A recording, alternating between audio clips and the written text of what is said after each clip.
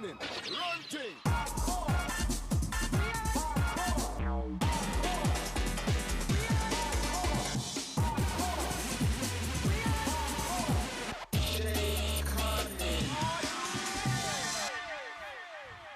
Easy.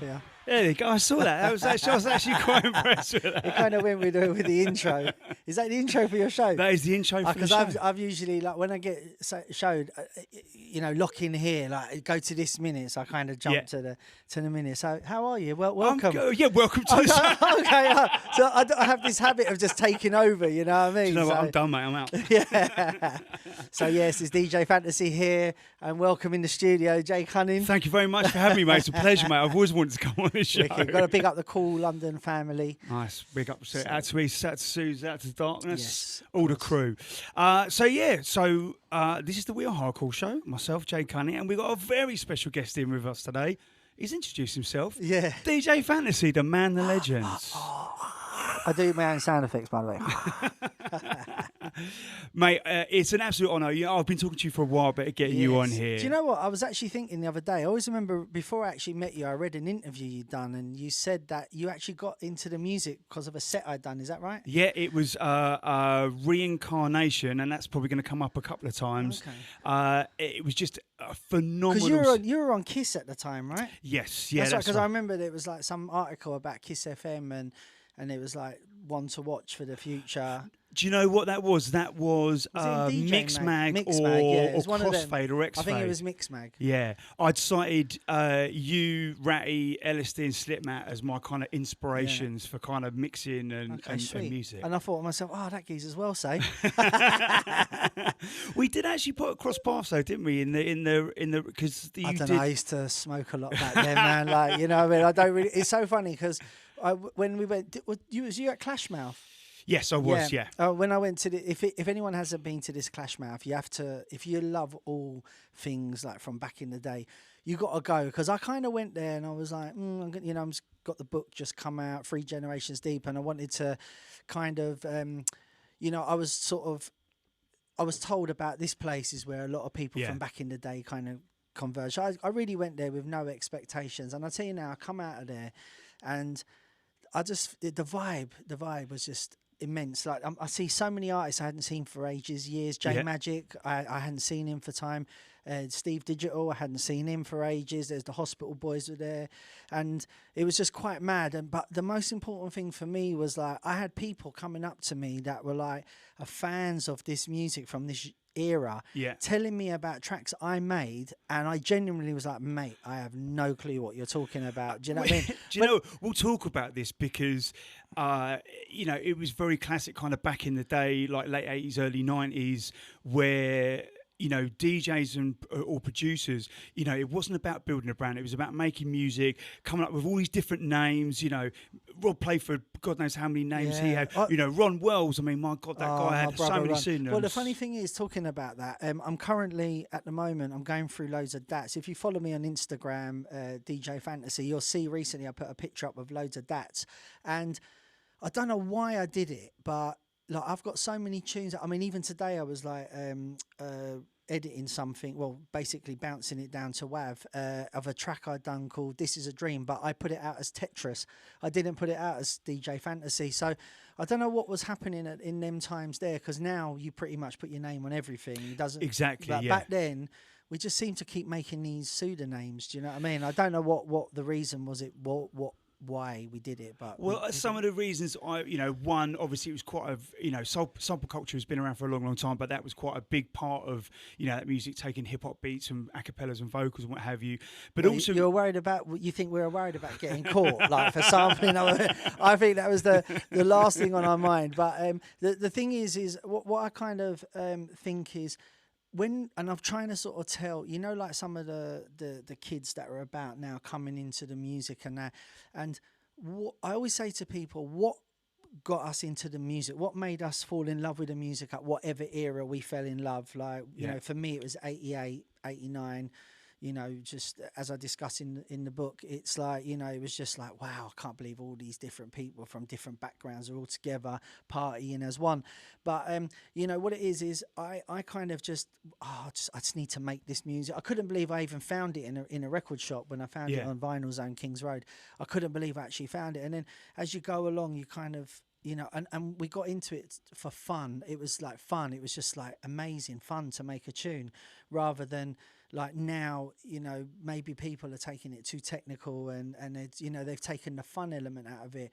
Where I think that's my focus at the moment, is just, it's got to be about fun. You know, the bottom line is, if we don't enjoy making it, how do we expect people listening to it to enjoy it? So back then I was listening to some of the stuff. I've got so much unreleased stuff that I made, and I don't know why I never released it. Aphrodite and I have just released a 12-inch vinyl from 1992, I think, or 93. That never got released, and I didn't even know it never got released. And it was Aquasky. He's got a thing called Vinyl Fanatics, and he's like re-releasing old vinyl for He gets people. picked up on the show a lot.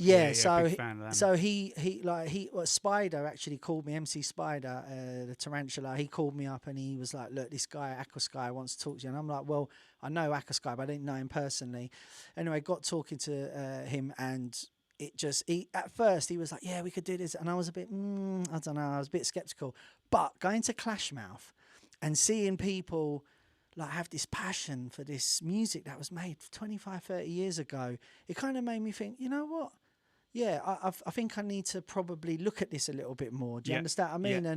And it was like just really humbling, like how to see so many people, like, because me, I'm a kind of, I remember that era and I love that era. It was amazing, but I'm very much a forward thinker. I think about now and what's going to happen next year and the year after. I try to always forward think, but like being there, it did actually make me kind of go, you know what, there's something here. And you know, there is and obviously I've been doing more questions. I've been asking. I spoke to Steve Digital, and he was telling me his experiences. Jay Magic told me he released an album, and you know the response he got from it. And so I've now started telling people like Mampy Swift and certain other people, listen, you need to really sort of take this, you know, look at this. This is a movement. This is something that's going 100%. on. Then there's obviously you doing this, like with the show. You know, so there is a platform for it. And whilst I don't think we can turn back time, because you know, you have to leave it where it was. But there's no reason it should never be forgotten. And I think like just sort of kind of going off topic here, but it is on topic. What's happened is like there's never really been much documentation of the rave scene, like in terms of like if you look at Netflix, they'll tell you all about these wonderful EDM scenes, like the you know, the Carl Cox era. Carl Cox was my friend. He stayed in my house. Like we went on tour together. We were like best mates. And you know, again, I talk about in the book. Funnily enough, he sent me a message not long ago through his manager, Ian, which was great. It was lovely to hear from him. So I don't know if he read the book, but or read his part in it. But the thing is we were all one back then, and then what happened is it all kind of like separated. But the thing is like there's not enough things that are documenting what happened. I know recently, the other day, Terry Turbo, I still call him Terry Turbo. The MC Free and Easy. Yes. Sorry, Tell. But so Terry's just brought out this documentary, you know, talking about One Nation and its part in the thing. But there's not enough things like that, you know. I don't. For those that don't know, I'm involved in a group now, SAS. You know, we've kind of taken things like from underground to quite a commercial stage, but still doing what we do. But the thing is we did a documentary. I was in meetings with like Amazon, with Netflix, and all of them, and like I was showing them stats. Look at the stats that we have. And this wasn't just documenting now, although it was documenting now. I'm going back to, I was getting archive footage from the BBC. So I've actually got BBC archive footage in the documentary. Way. I got it all licensed, all signed off, paid for and everything.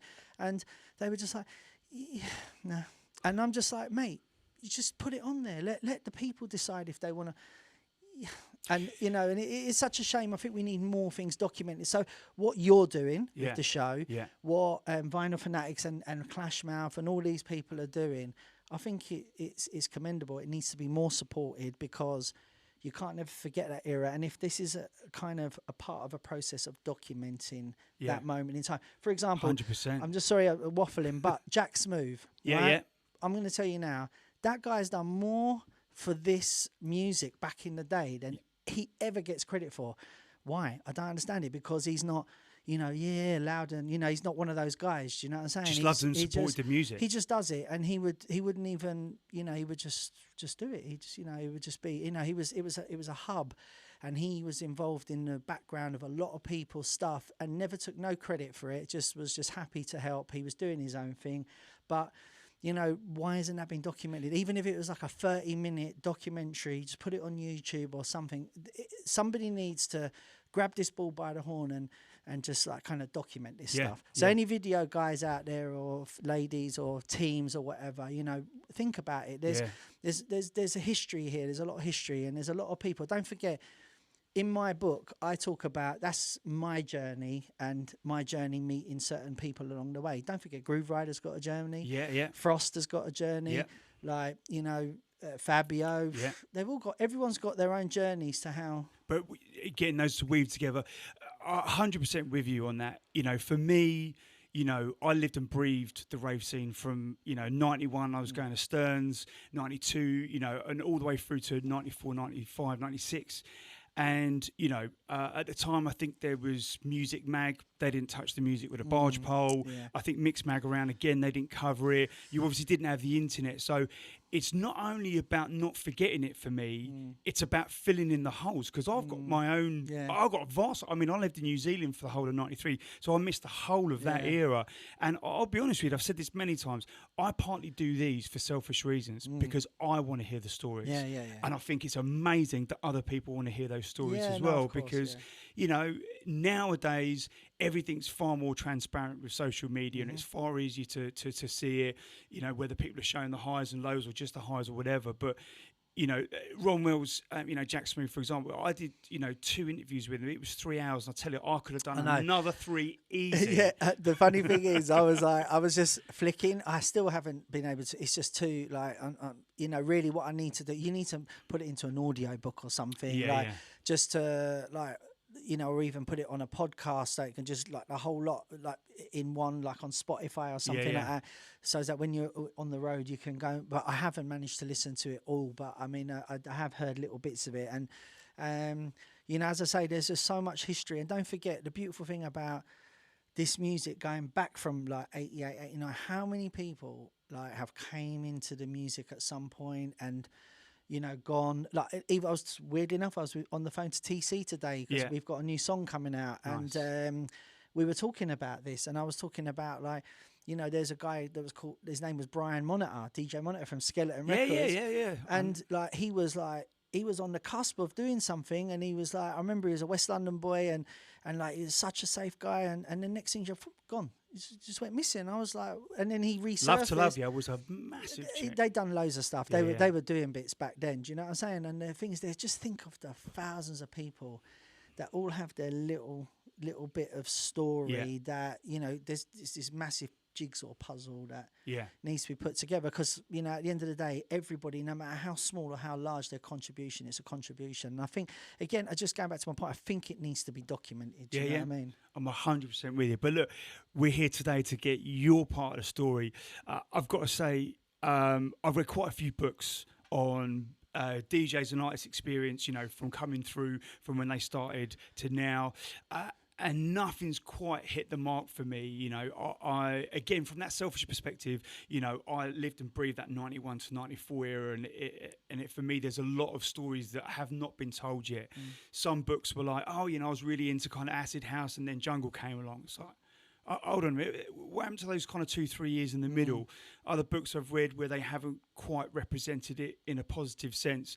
And I've got to say, 3 Generations Deep came with a breath of fresh air. Like, I whizzed through that the first half of that book and thoroughly enjoyed it. You know, really good storytelling, good stories, and, you know, it went into detail and in depth, and it was weird because I always like to kind of, to get in the mode of doing these interviews, I'll listen to mixes, and I've got probably about at least 10 of yours that I've got. I listened to them, and I heard that they sounded so different, because I had your head and I'd read your story and how you were feeling, what you were doing, who you were living with, who you were working with for a studio, and it was like listening to a whole new mix all over again. That's mad. I mean, the thing is, like, first of all, I want to big up Dave Jenkins. Yes, because, indeed, mate. Dave Jenkins, he, he put my words. I remember him saying to me once, "Look, you just write and don't worry about spelling mistakes. Don't worry about whatever. Just write." And I remember I was on tour in New Zealand and Australia. I was on my own, and all the shows were sold out. It was like amazing. But I had this 3-day gap, and what I should have done is I should have stayed in New Zealand, because New Zealand was like proper vibing. But I went to, I think it might have been Adelaide, and what happened was I kind of was just sort of like in the hotel in Adelaide. Like, once I'd been up the main street, I'd kind of done everything, and then I kind of just sat in the room. I remember thinking, right, the missus is asleep, kids are asleep, and I thought all the boys are asleep, and I just remember thinking it was like 4 PM there, it was 4 AM, like, and I was just like, I never felt so lonely in my life. And I've toured the world, and it was the first time ever in 30 years that I actually thought, bloody hell, I actually felt quite like sort of isolated. Yeah. You know what I mean? Because I did it, like, the promoters, they sort of said, we'll see you at 8 o'clock tonight for food and all that. But there was just like no communication. Even when I was looking online, the timeline was just empty, like nothing really going on. So I just opened up the laptop and I thought, right. And I think I wrote on them 3 days, I wrote probably about 10 of the chapters. I mean, I went in, and it was so mad because I remember I was just writing, I was getting up, making a cup of tea, I was going back down, my eyes were watering at certain points. And do you know what? Someone said something to me which kind of made me reflect, and it felt like a bit of a therapy session, kind of going through it, going from, finding the music and like sort of being like wowed by this music to suddenly like, finding that you can actually buy, or what you can actually buy this music. I couldn't actually believe you could get this music on vinyl. It was unbelievable. And, I'd be just looking at this vinyl like, oh my God, this is amazing, to get in decks. And then I'm the type of person that I think, like, I always remember my cousin Eamon, who features in the book, because he's been with me since I'm 3 months older than him, so he's been with me pretty much all my life. But he said to me, like, you always, he goes, what I like about you is you always sort of say, I'm going to do this, and you do it. Yeah. And that's what I do. So what it is, I remember going like, oh, I want to get some decks, and we got these rubbish belt drives, and not realize you actually need a mixer to. So the thing is, like, there's another thing I do discuss in the book is, like, people grow up going, oh no, I'm going to be a DJ. I was going to be a carpenter. Everything in my head was I was going to be working on the buildings with my dad, and then I went and worked on the buildings and realized, bloody hell, this is hard work. Do you know what I mean? So I take my hats off to all the tradesmen, because that is a proper graft. Do you know what I mean? But it wasn't seen, wasn't seen as a viable option. Like, I work with a group of kids between sort of 15 and 18, and all of their parents it's phenomenally inspiring how supportive they are, because it is weren't that back in the day. No, mate. Exactly. If I turned around to my dad at 17, 18 and said I want to be a DJ, it would have just laughed me out the door. I actually have that. I don't. Do I talk about that in the book, where I had to get my mum? I had to pay my mum 50 money. quid too. Yeah, right? That's right. I paid my mum £50 because I didn't have to. I didn't have to. I was a bit scared to tell my dad. I was like, I mean, obviously I worded it a bit more real in the book, but I kind of just was like, how do I tell my dad this? So I said, Mum, do you want to earn £50? And she was like, oh, what do I need to do? And I went, just tell Dad I need a year off to concentrate on music. That in itself, I mean, my dad was not happy about it, and that in itself was my drive. I had to make it work. Otherwise, I was going to be back on the site, like, filling skips and that. And I just it was definitely a focus. It got me focused and that. But it's I forgot what I was actually saying, because I was waffled on or something. But the book's out now, guys. So look, I want to go back to what's the kind of earliest point, or like a tune or a memory that sparked all of this off? I think, basically how I even found out about it. Oh yes, I was going to say I didn't even know I wanted to be a DJ, and I said, I want to make music, and and that's, I kind of just set goals. I want to be a DJ. I become a DJ. I want to make music. But just going back to your question, there wasn't really a point. I'll tell you what, I remember the first time my mate, me and my cousin, we hung around in Fulham and Chelsea. Yeah. So what it is like that's where my cousins lived in Fulham, right next to Chelsea football ground. Yeah. And what happened was we were hanging around on the Cremont estate, by the World's End estate, and this a friend of ours, Darren Beasley, who sells retro clothes. Actually, that's his business now. He's selling all real old retro clothes. It was new back then, though. But back then it was all fresh. Do you know what I mean? But he does it now. But anyway, he came to us and he went to actually my mate Donald, and he was like, "Oh mate, you should come to this thing. It's like a warehouse party, acid house." So Donald, like when we was all in the pub. I'm not a drinker. I never have been, but I went to the pub because that's where everyone else was. Anyway, they went to a rave, and then the next day, Donald was like, "Mate, there's this thing called Acid House. You lot got to come." And so everyone was like, "All right, we'll go next week." So because every week there was an Acid House rave on. What year was this? This would have been 88. Right. So what happened was we went, and like I'll tell you what we did. Sorry, before we went, Jean-Michel Jarre was doing a concert at the Docklands. Do you remember that? I don't remember. I remember him. 88 or 89. I have to check that. Whatever that was the time. So if I'm wrong, my dates, forgive me. But I'm pretty sure it was 88.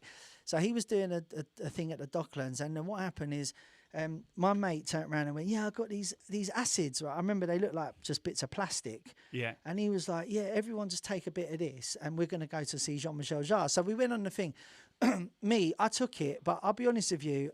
I thought I was tripping, but I wasn't. Like, I genuinely wasn't. It wasn't until about 3 months later when I really tripped that I was going, "Oh my God, is this what it is?" And they were like, "What have you been doing for the last 3 weeks, or 3 months?" I said, "I didn't know. I thought I was."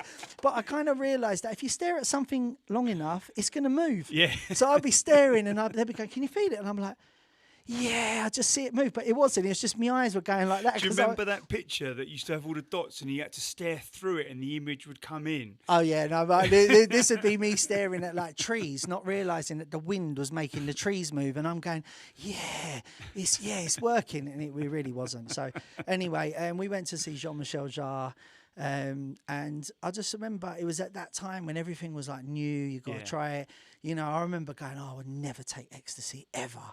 And then like when I realised that acid was really dirty, you just don't, please, if you've ever done it, if you've ever not done it, don't ever do it. It's really bad. But the thing is so basically, like I remember that week or that week after or something, we went to this warehouse rave, and I just remember being in there and I was just looking at everybody, and there was like, you know, it's just like a big multicultural, like there was just people from all walks of life, all backgrounds. And do you know what? No one was even looking at each other. They were just dancing, and it weren't like, you know, when I was growing up and I used to go to Dingles and that, when I used to get, my stepdad used to let me in when I was 14, like, and everyone would have certain, you know, like a song come on, you have a certain dance. Now, I'm not the best mover, although, but I'm not the best mover. But the thing is the one thing I loved as well was people were just doing all sorts of madness, and no one was looking at them going, "Oh, look at them." Yeah. And I just thought, this is amazing. Like everybody's just here together under one roof, and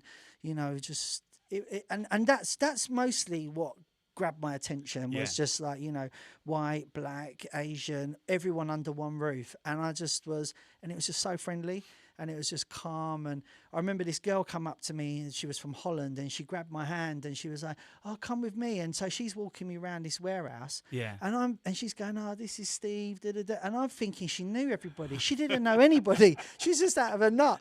And I'm walking around going, "All right, hello." And it was just, honestly, and I come out of there and I just felt, this is amazing. And the first thing I wanted to do is I want to do it again. I suppose it's like skydiving. If you do it and you get that adrenaline rush. I suppose that's what it was. I was realising things in myself. I'm going through therapy again. But it was kind of like I just wanted to do it again. And I'm the kind of person that when I get into something, I get into it. I don't do things by halves. Do you know what I mean? And it was just an amazing time. So one thing I'll say, when I talk to people, they always kind of go, "Oh yeah," you know, they'll go, "Oh yeah, 2000 was my year, or 97 was my year, or 95," or like you say, "Oh, your ears were 91 to 94." Yeah. For me, it was 88, 89. Yeah. Because I find that your favourite time is always the time you find it. Yeah, absolutely. So you see the kids that are finding EDM now. Yeah. This will be They'll go on to like other styles of music, but they'll be like, oh man, you know, in 10 years time, they'll be talking. They'll be like, man, you know, back then that was the time. And I think that's just, you know, that's just a thing. You know, like when I sold all my vinyl, like I just sold it all. I was a bit skinned. I know people are like, oh, I'm crying inside. Yeah, no, I sold everything except 88, 89. Okay. Did not sell that because that, to me, that's just irreplaceable. I actually, when I sold all of the other stuff, I actually went on a buying spree and I bought a load of things that got taken off me by the DTI when I did I did a London Underground show. And so when that got took, I just kind of done my best to kind of replace that. So yeah, I still have them, and even if I never play them again, they're just there. Yeah, they're memory cards, aren't they? And you know, and I'll pull out any record from my collection, and if I've bought it back in the day, it will trigger something, or it might trigger a complete blank. But you know, there's a story between, you know, parts of collections and stuff. So I went the other way. I've started buying records to fill the gaps in from back then, because I said to myself about 3 years ago, right, for my little old man retirement project, I'm going to fill in all the gaps, because 91 to 93, 4, you know, I was just working in the greengrocers, or, you know, just doing whatever to make some money. Could only really afford to buy a couple of records a week, and of course, you know, there was 500 or 1,000 of these are white labels, and that was it. They were gone. So I built up all my want lists on Discogs, and I thought, why am I waiting? I'll just do it now. That Discogs is mad, isn't it? It's like crack, I see someone write something the other day. Now, I don't really get drawn in, but someone put up something like that I never produced the records, and I actually replied. I never reply, but I actually replied, what a ridiculous thing to say. Of course I produced them.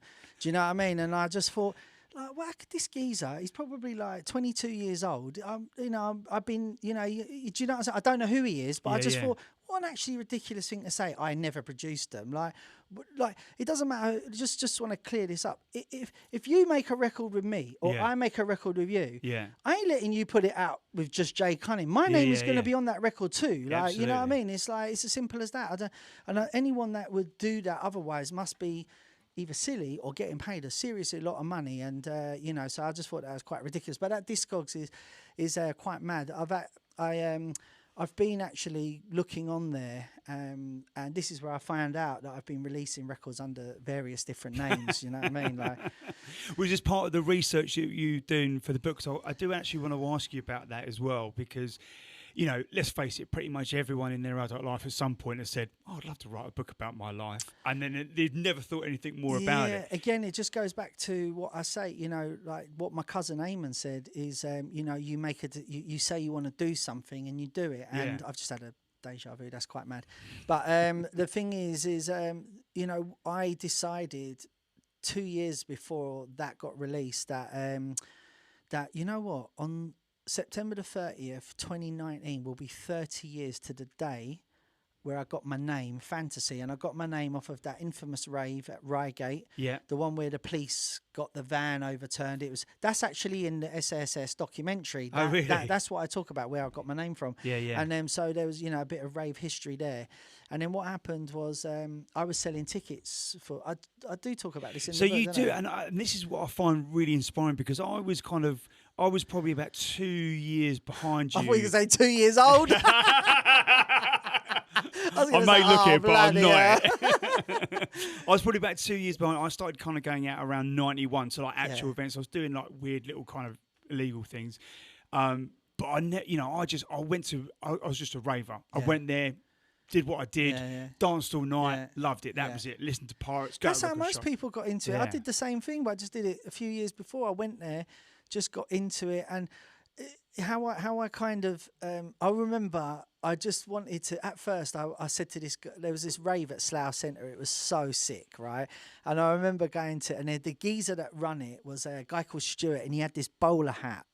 And he was just a character. Do you know what I mean? And you used to see him walking up and down. Because, you know, back in the day, like when I remember there'd be people walking along the line and they'd go, not tonight, mate. Yeah. And if you didn't look right, you were out. Yeah. And when they walk along the line, you'd be like standing up straight, just, you know, I'm like, just make sure that if you get picked and said, get out of the queue, that's like your night's done. And you didn't want your night done, because all your mates would be like, I'm not with him. You know, yeah, there were none of this like unity. Yeah, we'll leave with you. But like, we'll see you later. But anyway, so this geezer Stuart used to walk up and down, and he was like, he was this big character, and me being me, I just was like, all right, Stu. Like, I didn't even know who he bloody was, but I knew his name, and I was like, all right, Stu. And he's like, all right, and I was like, so.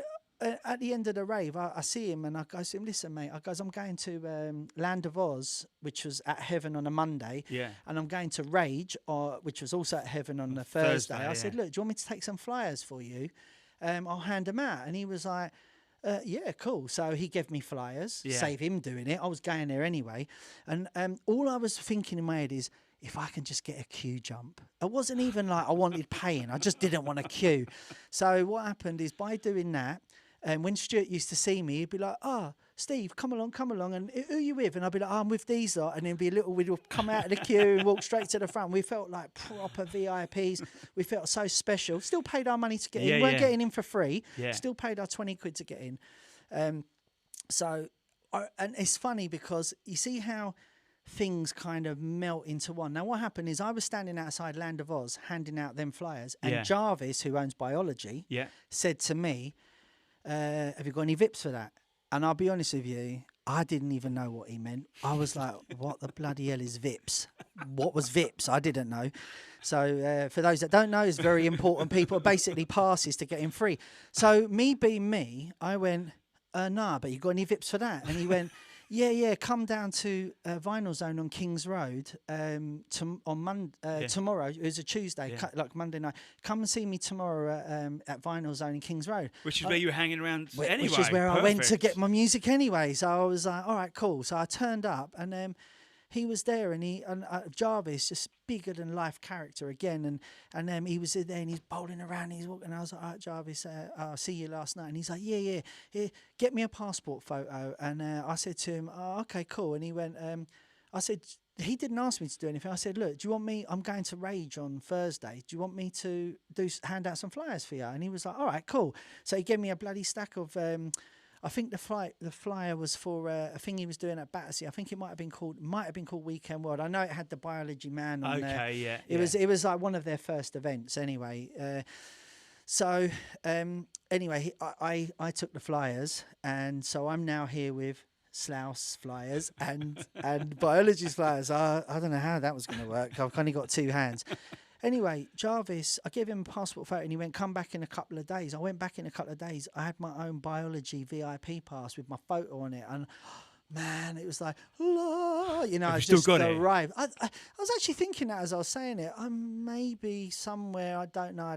It's probably in a box somewhere. Yeah. I hope I have. That would be brilliant. But what it was, again, I didn't do it for money. I just did it because, well, now I'm going to get in for free. This is amazing. This is like a step up from just jumping a queue. Now I'm going to get in for free. And it was all done through just being just having a little bit of character, what it is. He asked me what VIPs were. I didn't know what he was talking about. I asked him, well, have you got any? Yeah. Have you got any? And he went, yeah, come and see me. And then I found out what VIPs were. And I felt lovely. You couldn't Google it, could you? No, definitely not. Definitely not. So, so what it is again, it's just about taking opportunities that kind of come. So what happened was from doing the Slough Centre flyers and the Biology flyers, I got to meet the guys that do Fantasy, the rave Fantasy. And I progressed to selling tickets. So on flyers for raves, there was Steve from Ealing. That was me. No way. Yeah. So what it is Steve from Ealing. So what happened is when I think about it now, I didn't really think about it then. I was just doing it not to earn money, to get in for free. Yeah. That was all it was about. It's all about the pie. I want to go for free. But then I kind of was like, hold on a minute, I've just sold 300 tickets for that rave, and I've took my £2 booking fee. I've just earned 600 quid or whatever, you know. And then what it is, my mum used to run it for me while I weren't there. Right. So I used to give her some of it. Because it would have been a home number, right? Yeah, it would have been a landline. People were turning up at my house, that's how I met Gemini. Gemini's girlfriend at the time, Angela, called up and then basically turned up at my house with him.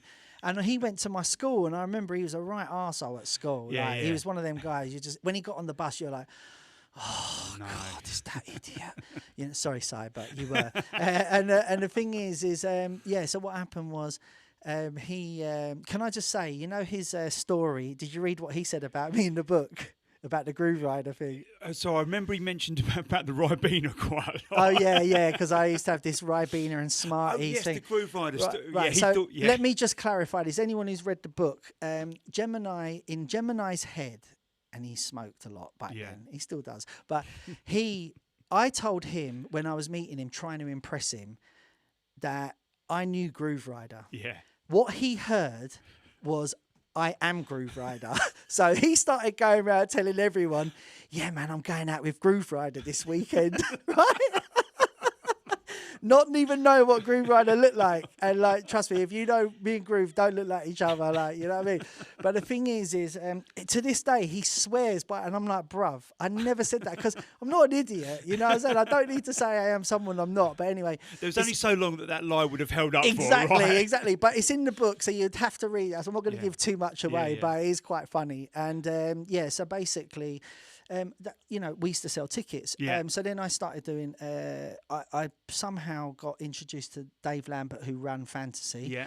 And I said to him, look, do you want me to sell tickets and that? And then he said to me, look, could you run a meeting point at Box Hill?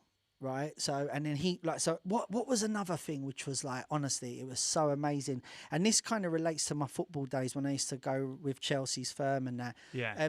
Because I knew the old a lot as a younger, I got to know where the meets were and everything beforehand. So I felt a bit special that I knew what was going down. And what it is, during the game, all the kids would be coming up going, where's the meet? Where's the meet? You'd be like, yeah, it's the Rose, or it's wherever it's going to be. And then what it is this kind of vibe that I felt at football was now relating to the rave scene, because I knew where the rave was before you did.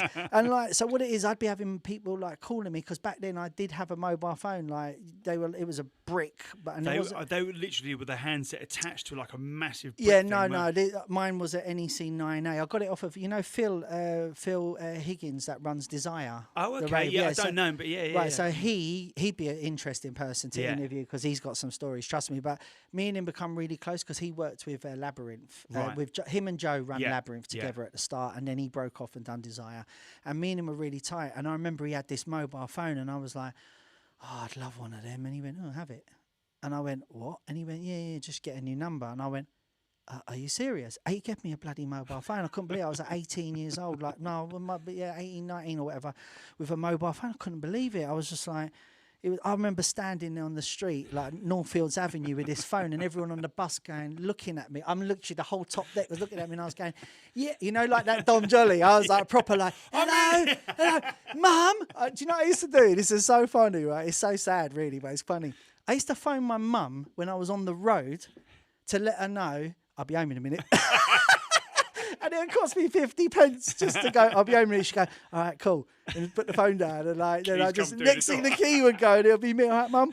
But the thing is sorry, so going to the fantasy thing, they asked me to do the meeting point at Box Hill. Yeah. So I did it.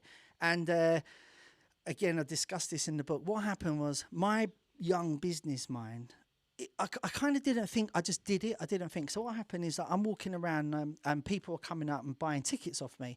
Then I started noticing that people weren't buying tickets off of me, and I had a stack of tickets like this I had to sell. So I had 2 security guards with Rottweilers, and I had my mate Wurzel with me. So I basically said, I called them together and I went, right, look, people are not buying tickets. They've told me to sell tickets. I've got to sell these tickets. So I basically went, what we're going to do is you get in the car and leave him with the dogs, and me and Wurzel will sell the ticket. So what I did is, we basically got the car to go out slowly out of the car park. And as every car come, we checked every car for tickets. I sold every single ticket, mate. And like, do you know, the maddest thing is, like, my pockets were stuffed with cash, like ridiculous. So when we was driving, after we sold all the tickets, I mean, people were peed off, like that they were having to buy tickets when they thought we don't need to buy them. And I was like, this convoy is not leaving until I see, how many is it? 5 in the car, 5 tickets. Yeah, cool, you can go. And I was proper like that. Anyway, so what happened was we had the convoy going. The convoy broke. I told the driver, go back round. We can't lose anyone. Didn't want anyone to be lost because no one knew where it was. I did. No one knew where the rave was. I wanted to make sure everyone got there. So what happened is, we eventually got there. When we got there, the old bill blocked the road off. Right. So without even thinking, without even consulting the security, I just jumped out of the car and I went, right, pull over. And I was walking up the line. I'll never forget. It's like I'm there right now. And I was going, pull over. And I was making everyone pull over on the side of this country lane. Park your cars. It's through there. You could see the rave happening. So I made everyone run through the hedges. I was like, get through the hedge. Like the old bill have blocked it. We're going to party. We're definitely partying tonight. Yeah. Anyway, as I'm running across this field, I've realised, hold on a minute, I've got all this money in my pocket, and I'm thinking to myself, one of these could easily just basically give me a slap and just take it off me. I was on my own. The security were gone. I don't know what they were doing. They probably went to help their mates. Wurzel, I'd lost Wurzel. I don't know where he was. So I'm running for it. It was so funny. All of us, all the ravers, I'm right, run, come on. It's this way. So we're running through this field. Anyway, I see the porter cabin where the promoters were. So I walked in, I knocked on the door, and they've opened the door, and they were like, oh, Steve, not now. And I was like, mate, you need to take this money off me. And they're like, no, look, see us Monday. And I'm like, mate, I am not and I just basically went like that, and I just whacked about 10 grand or something it was pound definitely notes. It was in fivers. There was pound notes back then.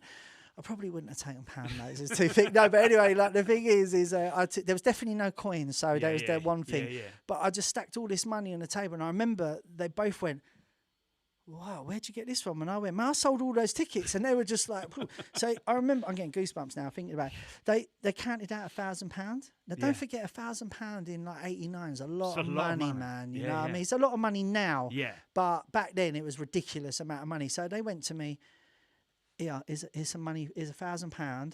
Because as I say, I promise you, the money was stacked like that. And I went, I don't want your money.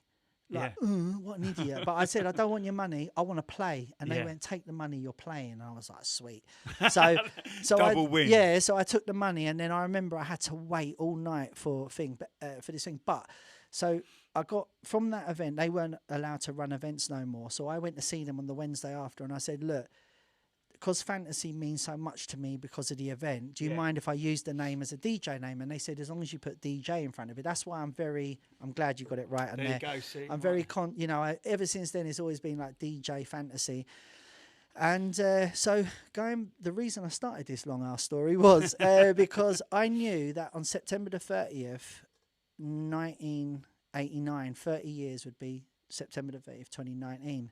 So I knew I needed to write a book and release it on that day, the 30th anniversary. Wow, so that come out on the 30th of September 2019, 30 years to the day I got my name Fantasy. That is mental.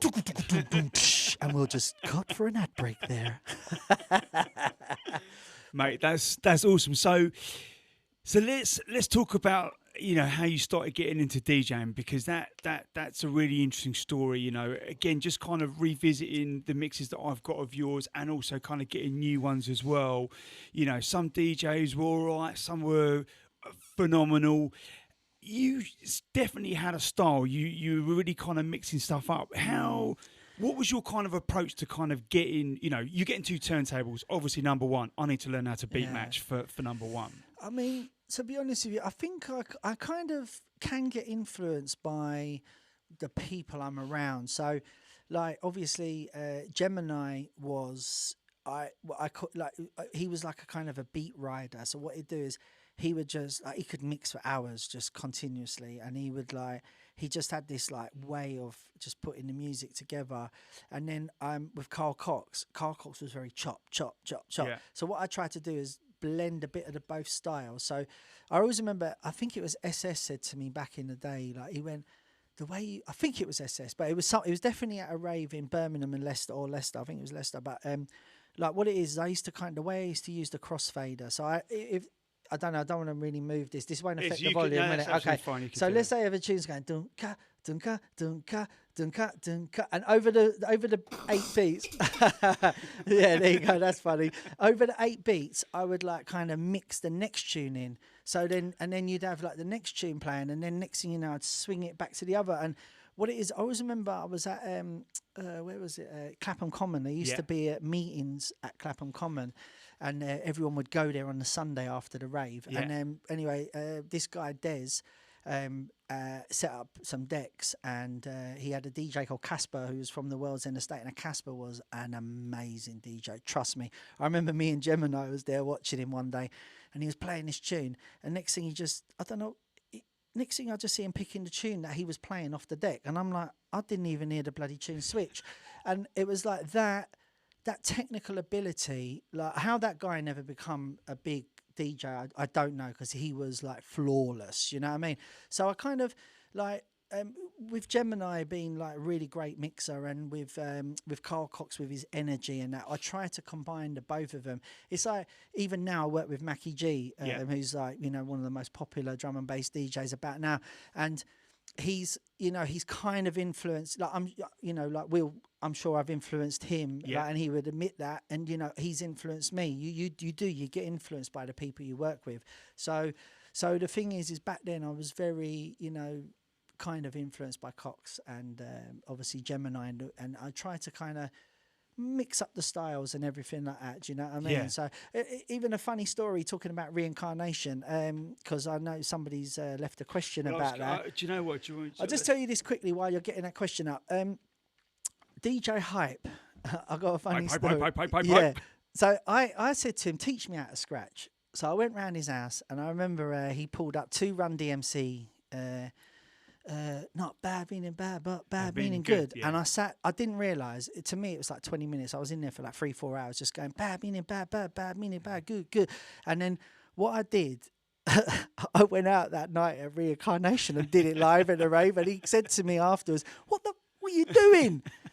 You can't just go and do that at a rave. We've only had 3 hours, 4 hours lesson. And I was like, why? I felt confident. I kind of messed it up a bit, but I got it. It was, I remember it was with a Pascal tune, and it was going, and I was like going, and I was trying to beat match it, and I messed it up a little bit, but it didn't matter because I was just on a vibe. But again, trying to run before I can walk, you know what I mean? But I remember Kevin Hype telling me, like, what the hell are you doing? Do you know what I mean? But yeah, that was that Reincarnation. I thought, man, I'm a scratch DJ now. I've learned it for 3 hours. So let me do it live in front of a packed audience, you know what I mean? All right, so I've got a question from Stephen Harvey. He says, your set from the 16th of January 93, Reincarnation in Herne Bay, one of the best ever. Still listen to it now. Do you remember Reincarnation? You played there nearly every month. Yeah, I mean, Reincarnation, like Mick was the guy who owned Reincarnation. He was just a massive supporter. Do you know what I mean? He's just a lovely guy, and he just kind of sort of made me a resident. Do you know what I mean? It was like, it wasn't. Do you know what? It's one of them raves. I didn't realise that how it influenced people as much until it stopped, and I find that's a lot. You know, in life. You know, for example, people I've worked with, when I stop working with them for whatever reason, or I decide, they might have done something, I don't think they realise what I do for them until I'm not doing it no more. And just flipping that from my way, I didn't realise how important Reincarnation was until there was no more Reincarnation. And then it was then when I went, oh my God, that was actually an amazing event. And I think what you do is you just get caught up in it all. You know what I mean? And I remember just talking about getting caught up in it. I think this is a good thing to say, especially for young people that are experienced. Even the older guys who've been around for a while, you get a chance. When we did the O2 Arena, a Red Bull Culture Clash, and I remember when we were standing there, I turned around to Mackie and I said, because don't forget, Mackie's younger than me, a lot younger than me, and I turned around and I went to him, right, just remember this. On this stage has been like Rihanna, Jay-Z, Beyonce, everybody, all these big super mega stars have been on this stage. We're on this stage now. Soak it in. Look at it. And as I'm telling you now, I can see the whole auditorium in front of me, because I remember I just went like this and I just stood there and I just looked around and I took the whole thing. I've been in the stalls like watching Lee Evans, a comedian. I've watched him there. I've watched so many things there. Do you know what I mean? And it's just like it was just I just needed to take that moment. And I think what I've been doing over the last few years is I always take a moment during a set to savor what's going on, because I remember when I do this thing with Harry Shotter called the Harry Shotter Show, and I remember when we did the main stage at Westfest first time ever, and there's like 10,000 people there or something, and I remember saying to Shotter and there was another guy in the group at that time, Fates, he's no longer with us, is someone else, Phantom is in there now. I remember saying, enjoy this. Yeah. This might be the last time we're ever on this stage, Yeah, because yeah. you don't know. Like, Yeah. you can't just think, oh, I'm going to be back here next year, because you never know, innit? Yeah. So, you know, again, as I'm saying it to you now, I remember I had my arms around him and I was looking out into his ear, and I was into the crowd, and I was like, soak it up. Yeah. Remember. Yeah. And I think, you know, we have to remember, like, you know, everything we do are moments in time. This interview is a moment in time. Mm-hmm. Do you understand what I mean? Yeah, and yeah. I think it's about like having like these amazing moments and sharing them with the people that are there. Like, we're sharing this with the people that are locked in now, Yeah. and with the people that might watch it or listen to it later on. Do you understand what I mean? Yeah, It's absolutely. about sharing these moments, and it just goes back to my kind of thing about, you know, why did we get into this? What drew us into it? It was the love, the excitement. This is like amazing. Like, oh my God, I can't believe I found this, and the love for it and the enjoyment. Yeah. As soon as that goes, you know. Well, this is the thing, is it's not even necessarily about taking it for granted. It's about just acknowledging what is happening. You know, it's that kind of mindful meditation approach about being in the moment, Yeah. and living that moment. Another thing as well, I think is really important right now, with is like, you know, like the mental health thing, like, because what it is like you know, you die. It's actually a really, really serious thing, and I think 100%. sometimes people kind of overlook it because it isn't happening to them. But, you know, the thing is like, when you see, and this isn't just for music, this is just like life in general, but when you see people, like people sort of looking at other people, and they what it is then that envy kind of comes into play. What it is that's going to mess with your mind.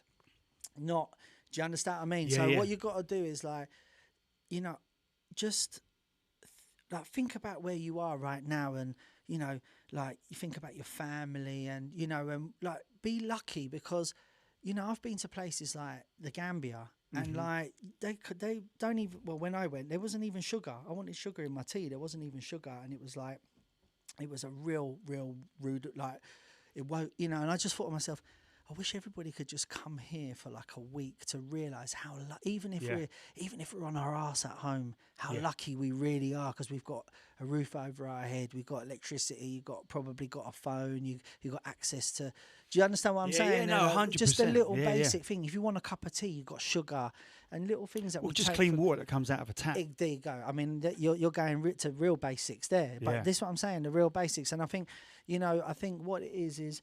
I spoke to an artist recently. I hadn't spoken to him for quite a while, and he basically told me that he quit. And I was like, oh my God, did you? I didn't even know he quit, and I felt well bad that I never knew he quit. And he just said, yeah, I just got really depressed, and like, he just basically kind of opened up about, you know, he went down on a big spiral. And what it is I kind of, so when I think about it, I never kind of didn't want to pry too much, because it was him telling me. I didn't want to go, oh yeah, what was this? You know, he wanted to sort of release something, and I was there to listen to it, because that's what, sometimes people just need someone to listen. Do you know what I mean? Yeah. But the thing is it kind of, you know, there's a lot of things that are going on, and, you know, that's what I'm saying. This is what my thing about moments in time. They're just moments in time, and I don't take drugs, right? I have taken drugs, but I don't take drugs, because my high is, you know, like seeing people enjoying themselves when I go out to perform, or, you know, like even someone just tweeting me about my record. Even like when I went to Clashmouth, that geezer, it wasn't one geezer, but there's one geezer in particular, I can't remember his name. He was saying to me, yeah man, this tune that you made, and he's going, you know, the way that you went, and I was just like, mate, I don't know, but he was so like ingrained into like the track. He knew the track better than I knew it, and that was my drug. Was it maybe Fantasy's mate that did it instead? No. Do you know what? We'll get onto that. But the thing is that was the pressing. The distributors done that. They're a bit cheeky. But the thing is he basically what he done was that guy sort of giving me that feedback. Made me kind of realise that I do need to re-release some of the old stuff. Yeah. Because I thought to myself, wow, this guy, like, I can't, you know, I'm so bad. I can't remember his name because I did meet so many people that day. But that guy actually, this is what I'm saying. That guy saying that to me actually changed my whole thought process on just one comment. One comment, man, and his dedication to not just my tune, but the music. Like, and he was like, I remember, and he was talking about, like, he was asking me, so what was Ratty like? And I was like, Ratty's a top boy, mate. Yeah, you know what I mean? And I actually thought to myself, I need to let Ratty know about this because David's still about. He's still floating about. Do you know what I mean? Like, I think that Clash Mouth thing could become. I loved it down. It was the first time I ever went down. That was there my this first year, time as well. I was and actually really pleasantly surprised. It was just like a massive record shop. And it was just a big. It was like going to Black Market on a Saturday, just meeting everyone down there. Wasn't it? It was like it was really good. Do you know what I mean? But I think just while we're talking about the mental health thing, I don't want to just kind of end it there. I just think, listen, to anyone listening, like, you know, don't, if you ever feel that you're, you know, you're in a dark place, just talk to someone. Just get it off, because like what it is like, it's a good thing to just get it off your chest. It might not solve all the problems, but you know, airing them will probably help. It's a good start. And don't be afraid. Like, no one's going to be judging anyone or anything like that, you know. And I think with what's happened with Caroline Flack this weekend, and I mean, there's, you know, especially music with, you know, people like Avicii and stuff like that. You know, there's a lot of sad stories of people that have just been under, you know, too much pressure for them, whether it's been drug or booze related. You know, there is the whole kind of bravado thing with in a still very male dominated industry. You know, I feel really low and shit, but I can't say anything because people just think I'm X, Y, Z. Exactly. No one judges, because you know what, everyone's got their own battles going on. Do you know what I mean? You know, some people choose to be vocal about it. Some people don't. You know, if you look at my social medias, like, you'd think that, you know, I wake up in the morning, everything goes la la la la la la. No, real life doesn't happen like that. But I choose not to put, you know, like, if I walk down the stairs and smash my toe on the floor and, like, you know, break my toe, I'm not going to go, oh, bloody break my toe. Why? Because you know what happens, right? And I try to not read too much social media at the moment, because I remember this one artist, I remember he had 4 gigs this weekend, because I know I played before him or after him at 3 of them, right? So he had 2 Friday, 2 Saturday. And on Sunday, I see him moaning. And I was just like, I think I might have even texted him, bro, what are you moaning about? You just played to, like, about 5,000-6,000 people over the weekend. Do you know how many people would, like, give their right arm to do that? You know, but you just be happy in it. Like, just don't get too bogged down with things that ain't real. Do you know what I mean? You know, things that you're worrying about, but they don't happen. Do you know what I'm saying? Like, you know, I'm worried about this, I'm worried about that. You know, 2 months later, I always remember someone saying to me, will it matter in 5 years' time? And I was like, wow, no, it won't. It won't, will it? Do you know what I'm saying? If it won't matter in 5 years' time, don't worry about it. Do you know what I'm saying? So anyway, let's switch it to a more pleasant. Well, now we're talking about memory. So there's one I want to put up. This one is from Steve Morgan. So he says, you're set at Fantasia Summertime. When your needle skips in Sub Love, and then more, what was going through your minds? Well, I don't want to. I've done well to get through 58 minutes without swearing, but Robbie D getting really excited on the stage and jumping up and down, and also as well, I remember that stage was a bit mad because you had to get a ladder to get up to it, right? And with a box of records. Yeah, it was a bit weird, but when I think about it now, it was a bit mad. But I remember you had to. So what it is if someone whacked the ladder up, you know. It wasn't very stable. I mean, nothing was back then. It was just like thrown together. Do you know what I mean? But Robbie D was jumping on the stage, and I mean that event. If someone asked me what's your favourite all-time event, that's the first event that comes to my head. Is Bournemouth, Matcham's Park, Fantasia, and it's funny because every time I drive past it going to the O2 in Bournemouth, I think of it because the sign's up there. So I think of that event. And that was an amazing time. But more recently, like there's another event that's just kind of like crept onto there. I mean, there's Rampage, which is like an amazing event. Belgium, right? Belgium, it's, I mean, it's just amazing. But production on that just looks it's like mental, bruv. bruv. I always remember Mackie going to me when we did interviews. It's funny talking about Fantasia. Yeah. When we did interviews, the interviewers would go, "So, what's your favourite rave you ever played at?" And I'd go, "Oh, well, there's this rave called Fantasia. It was, back in 1992 in Matcham's Park in Bournemouth. It was amazing." And then Mackie would go, "Rampage," and then I remember going to him one day. Why do you always say Rampage? And he went, "You'll see one day." And then if you look at the video of the 2017 set we done, you actually see me looking at Mackie in like literally we're just plugging the headphones in and I look at him and I go, that's at the moment. That was the moment that I said I was letting him know, because he always stands on my right. It's like Ant and Dec. I let him know that, oh, I know what you mean now. Yeah. I hadn't even played a record. We hadn't played anything. And I was just setting up and I just look at him and I go, like, Fair because enough. it was like, yeah, okay, cool. And it was just like, because again, it's so weird. I never done no studying of it. I just kind of walked up onto the stage and next thing you just walk up and there's just a sea of people and you're just like, huh? Like, where's this come from? You know what I mean? It was just mad, but that was amazing. But sorry, just to quickly, Reading Festival. We did Reading and Leeds last year. Leeds was amazing as well, but Reading, for me, that now goes into my top events, because I think for me, apart from it, just we was on the radio one stage and it was like a concert. It was just, there was people there from 16 years old up to whatever age, and for me personally, like my wife was there, my children were there, our manager Michael was there, and like everything, it just, and just everything, I done that where I just looked around. I was standing like on the stage and I just looked around at a sea of people, absolutely going mad. I looked around to the right, I see my missus and the kids, I see Michael and everything, and just, it was just that. I just stood there and went, wow. This is amazing. Do you know what? 3 decades in, it must be impressive to be impressed on that scale. Yeah, I mean, because you've seen a lot of stuff. You travel around the world. Yeah, of course. But you know what? I'm so thankful. I'm thankful that I'm able to do that. I mean, I literally, the only place I haven't been in the world I want to go to is Japan. Right.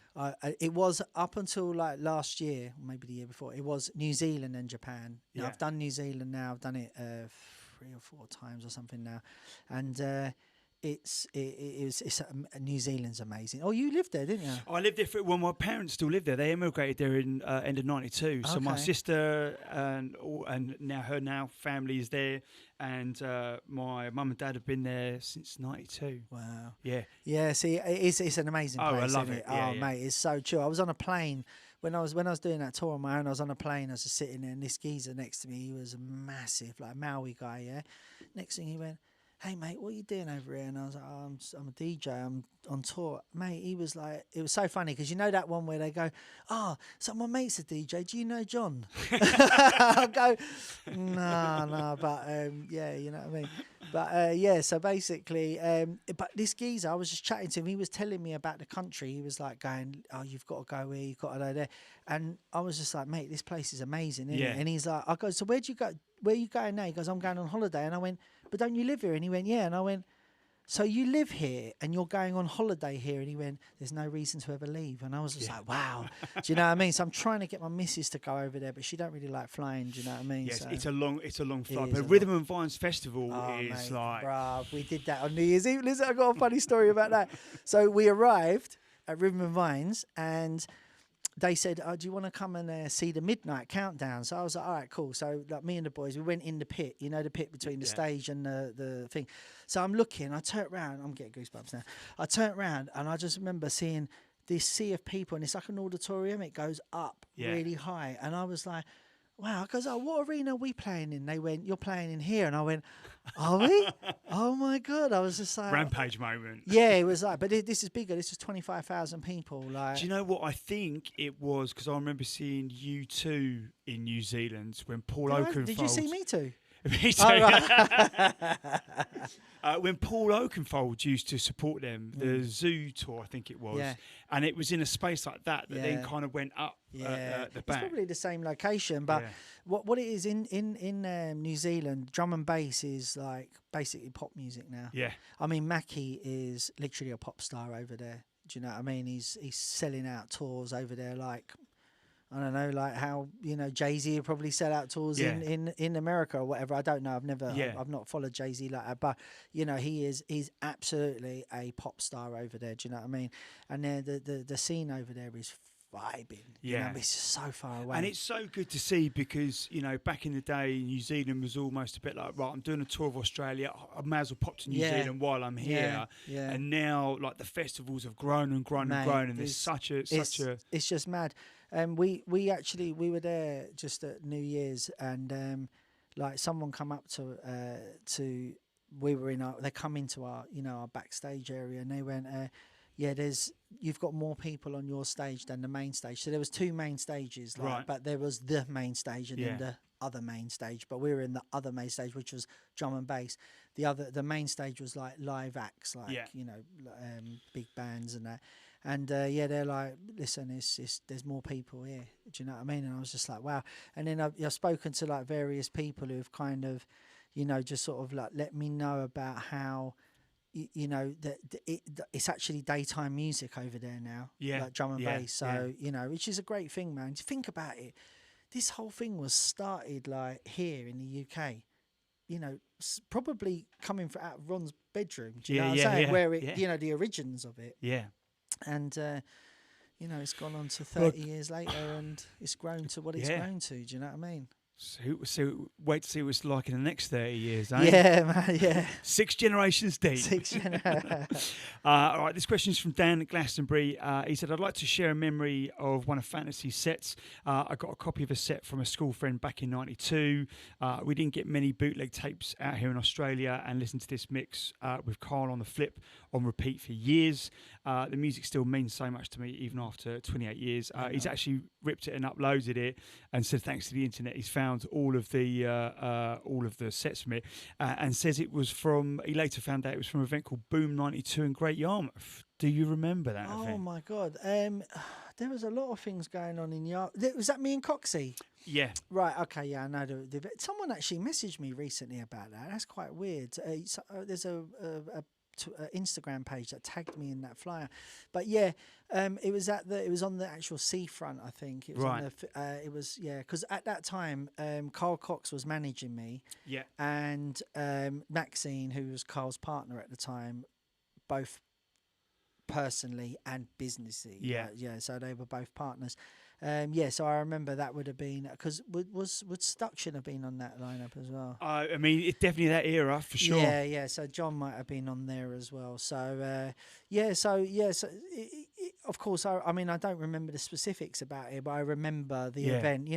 Thing is, I've never been really one of these people to kind of go out and get caned and get on it. If I ever did anything like it, would be like sort of away from the. Back in the day, it'd be away like afterwards. Do you know what I mean? And but I've never been one to sort of be in an event like getting wasted. How many of the flyers do you have from the events that you played at?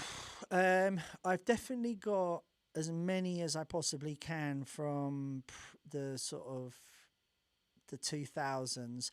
What happened is I did collect everything, and then my mum's garage got a leak in the roof, and a load of my bin liners that I put everything in bin liners all got ruined, and when you opened it, all the flyers were all stuck together and they were ruined. So but funny you say that. Someone actually messaged me the other day and said to me, I think it might have been Jack Smooth when we were chatting the other day. He said about flyers, like have you got any old flyers? And no, it wasn't actually. It was another guy. Sorry, it wasn't Jack. It was another guy I was talking to, Phil. He basically said that he found loads of old flyers and put them on eBay. Yeah. And I was like, I've got loads of old flyers. And he's like, just whack them up on eBay for like £1 and just see, bidding and see what happens. And I thought, yeah, it's just finding the time to do it. Yeah. Though, do you know what I Some mean? of them are going for crazy money, That's especially what he ones. was saying. He said he sold a flight for 30 quid. I was Yeah. like, what? If you had the ticket stub with it as well, Oh, so you know wow. you get the ticket, Yeah. they take the main bit or whatever bit. Do you you're know, I on. know a really good printer, you know. Yeah, I did think about that. I've got a mate of mine who's obsessive. He's like, they're all in like they've all got their own page in there. They're all kind of like Amazing. as crisp See, as possible. that is history. That Yeah, should yeah. be documented. Why is that you know about it? The guy or girl who's done that. Yeah. The world needs to know about Yeah. that. Do you know what I mean? This is what I'm saying. I just think people need to document. I tell you what, have you seen that video footage? Really clear one of that rave in 1990. No. Mate, there's an 89. I've actually put it on my Facebook page. I'll check it out. Someone sent me a link and they went, "Is this you?" And oh my god, bruv, it's me, like 18, 19 years old. No way. Do you know what? It's in HD. I don't know how they done it because it is crystal clear. And I showed my kids the other day. I went, "Look at this. This is me when I was like 18, Wow. 19. I mean, that must have been recorded on like Betamax or something like that, like a high quality, because that don't sound like it was VHS. No, sure. but the thing is, someone actually said to me, "Do you think that someone from the future went back and filmed it?" And I was like, "Wow, man, you seriously? That's took an iPhone 32 what are you back. smoking, man." You know what I mean? But the thing is it is a bit weird that all the other rave footage is pretty rubbish quality. Yeah. It's amazing footage, but the quality is rubbish. Yeah, but yeah. even I just released a music video the other day, and we actually put an old VHS sort of filter on over it. Yeah, so you know, here's us trying to sort of like throw it back a little piece, and then you've got this actual real original footage, which is like brand new. Some page online put it up on Facebook, and I actually reshared it. Do you know what I mean? Nice. So this is an interesting one. I'm going to jog your memory, hopefully, with this one. So this is a guy called Scott B. McQueen. He said, "Ask Steve if he remembers picking some of us up from a pub in Chelsea, jumping into the back of his flatbed pickup, covered in tarpaulin, and then getting pulled over by the old Bill, who subsequently pulled the tarpaulin back to hear the words, 'Hello, hello, hello.'" What we got here then? 5 of us had to get out. They were en route to Dalston in Labyrinth. And he said, luckily for us, Steve double backed and picked us up.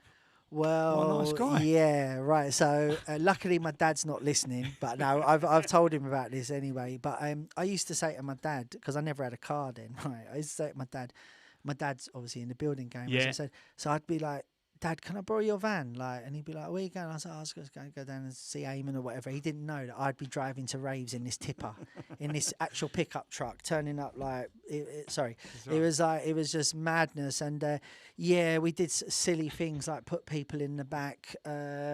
As long as they bought a ticket, right? Yeah. Well, no, I weren't selling tickets. This is before the ticket days. This is when we were actually like probably out like raving and that. But the thing is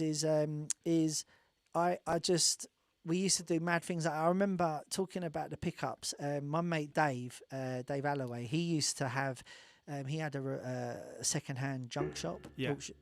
He had a second-hand junk shop, and what it was is he had like a big Luton van. Right. So what he did is like he on Saturday night he would. In his, it was on Harrow Road, right? Yeah. He would basically take us 2 sofas out and put them in the back of this Luton, and then what we'd do is there'd be like usually like Dave would drive there, and then I would drive back because everyone was too wrecked to drive. Yeah, but I don't do it. I shouldn't have really been driving, to be honest, because I was partying too. But the thing is like I used to be able to hold it together more. Yeah. And what it is like the weirdest thing is I don't know what the hell we were doing. So we would go to the rave with about 8 to 10 of us in this Luton. So there'd be 3 in the front, and there'd be like 6, 7 in the back. So what happened is I remember like I'd shut the back of the Luton van, and they'd all be in there. And then when you got to where you put the shutters up, and this big flume of smoke would come out, and everyone would be in there, and they'll be like, "They're here." So you'd let them all out, but on the way home in the morning, that van would be standing room only on the way out.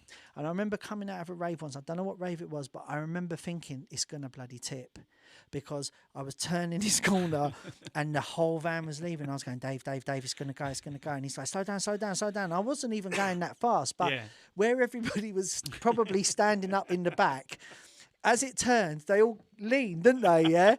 It was, what the hell are we doing? That's so dangerous. Like, it wouldn't pass the new health and safety checks that are on now. You know what I mean? But the thing is if someone was stuck, like they couldn't get home, we can't leave them in the middle of Yeah. nowhere. Yeah. Go on then, jump in, and they'd be like, oh, thanks. And then I'd just be like, right. I used to drop them.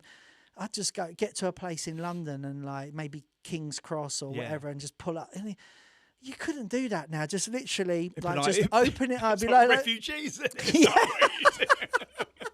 Mate, like rave. Just saw 50 people coming out. Yeah, they're all like mangled. You know what I mean? But honestly, it's funny. We used to go to the rave with like 8 to 10 people and come home with 30 or 40. You know, but you know, you can't leave a fellow raver I mean, stuck. I actually did the same. Me and my mate drove down to Fantasia, Little Cut House for 92, 93 New Year's Eve. I did that New Year's Eve. Yeah, it was big, that was big really night. muddy, wasn't it? Yeah, we all for some reason thought it was all going to be in Little Cut House. I mean, in the right mind, of course, it was never going to be in there. So my trainers were ruined that night. But it was so wrecked. So we ended up we met a couple of guys that lived in Plumstead that used to go raving, and they had no way of getting back. So I was like, listen, it's just me and Paul. Look, just jump in with us. Yeah.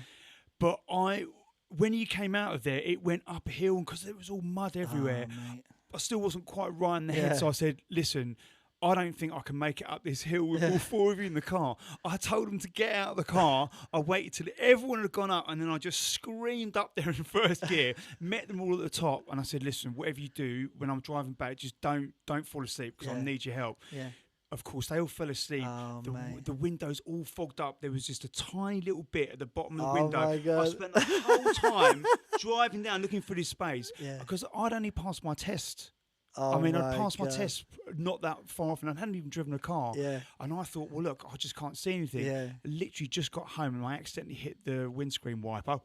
And everything's crystal clear. I was like, you've got to be kidding me. Just burning down the M4 through this 2 centimetre gap in the window. Oh, my God, yeah. That's what I'm saying. Some of the things that we were doing back then, you just wouldn't get away with now. Do you know what I mean? Like, but yeah, so there was a lot of stories. Like I remember, it's weird because there was a time when I was trying to DJ or becoming a DJ, and I was still working. Yeah. And ironically, Labyrinth would be about 2-3 minutes away from the job that my dad's company were doing.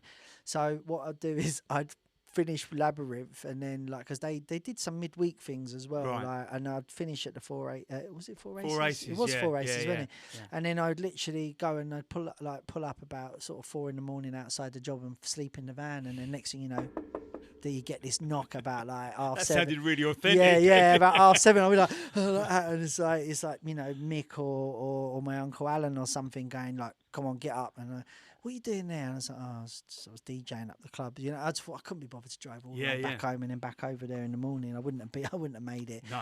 But the van.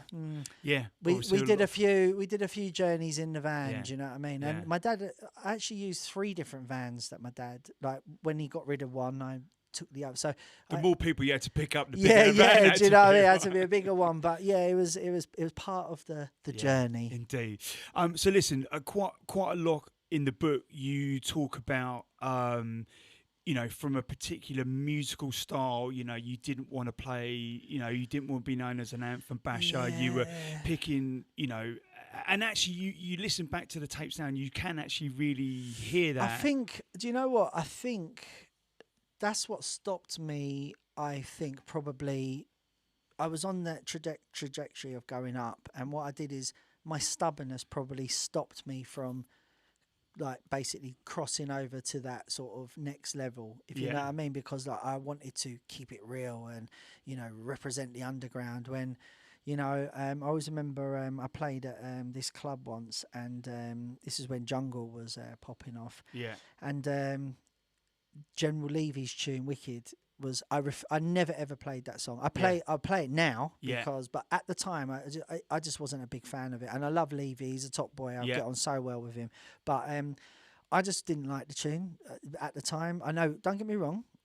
I know everybody loved it, but I just didn't. And I remember I played this set, and it was going off, and I remember Dr. Escache come on after me, and he just played that first tune, and the place just erupted. And I actually felt, wow, like I've just wasted an hour of my life trying to educate people when Yeah. all they wanted to hear was that. And then what was the thing? When the penny dropped for me, and I discussed this in the book. Like I went out with Hype one night. I'm not going to go into detail because I want you to get the book and read it. Yeah. But I went out with Hype one night, and I was trying to tell Hype, like, you're DJ Hype. You shouldn't be. You're basically playing all the anthems. Like, you don't have to do that. And he was like arguing his point. I was arguing my point. It was getting a bit heated because like Kev's like one of my good friends. So I tell him what's what, and he will tell me what's what. I don't beat around the bush with him, and he certainly don't beat around the bush with me or anyone. I was going to say I don't think he beats around the bush with anyone. But we have a serious level of respect for each other. I love him like a brother, and you know I'm sure that he feels like the same about me. But the thing is we had my mates were professional footballers, Bruce Dyer and Sean Newton, and I had another one, Richard Rufus. Which is, by the way, there's some great stories about that in the book as well. I'm not a football fan, but the way that it all came about and how you introduced to them was it's like was quite really it's quite mad. But I remember Bruce Dyer turned around, was in the car that night, and he could see it was getting a bit heated, this conversation, and he went, "Yo, Fants," like, no, he called me Phantos, is what he goes, "Yo, Phantos, listen, you know I love you, man, and you're my brother and that, and you're a sick DJ, but when I go out, I want to hear them tunes what Hype's playing. I want to hear that big tune and da-da-da-da." And I went, hold on a minute. This is my mate. He's a professional footballer, right? What he's saying is coming from love. He don't need to be jealous of me or have any hatred to me. He's a professional footballer. He plays at Stamford Bridge. He plays at Old Trafford. He plays at all these amazing stadiums. And when he said to me, I want, I'm when I go out at the weekend, I want to hear them tunes. It was like the penny dropped, and it just went. And from that day on, that's why when I do play, I'm sure there's purists that are probably like, "Oh God, you're playing that." I will play that because what I did is I'm not, like, at the end of the day, it made me realise that I'm not there for me. Yeah. I'm there for the people that come out. They work hard all week. And even the stay-at-home mums and the stay-at-home dads, they go out at the weekend to basically just escape. Yeah. Like, just let loose. And they want to hear songs that they can sing along to or... triggers emotions. It does. And I was, to be honest, in my early years, I was a bit selfish in that, I just felt it was my mission to educate people rather than entertain them. And I think that's the difference there. But I think, there's two things. I think, you said about the purists and stuff. I've always believed if you try and please everyone, you end up pleasing no one. Of course. And I think, although you may not have felt at the time, like I know that there are people, myself included, that hunt down these types of mixes that didn't necessarily always play Awesome Free and Far Out and those other ones, and people that did dig a bit deeper. I'll be honest, someone like Bookham, I didn't really get him until about 10 years ago. Like at the time, he wasn't, quite what I liked. Yeah. But I listened back to stuff, even stuff that he was playing the kind of sets in 92, but especially kind of 93, 94.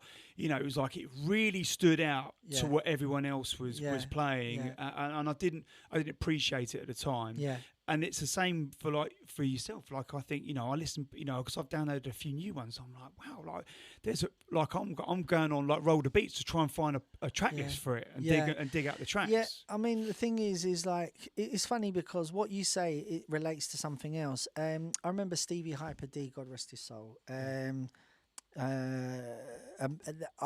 When he passed away, as another situation. You didn't realise how much of an importance he was until he was gone, and when he was gone, it was like a massive hole in that part of in the scene, right? But one thing that I noticed was that sorry, I've lost my train of thought because I'm just thinking about Stevie. So sorry, but the thing is you kind of this whole sort of again, I've just lost my train of thought. This whole kind of thing with like kind of keeping it real and playing commercial. I just think that we are there to entertain people, and I think we have to we have to remember that because you know, at the end of the day, people just want to go out and have a good time. Do you know what I mean? And oh, tell you, sorry, that's what the Stevie Hyper D. Sorry, I was trying to buy time there. That's done quite well.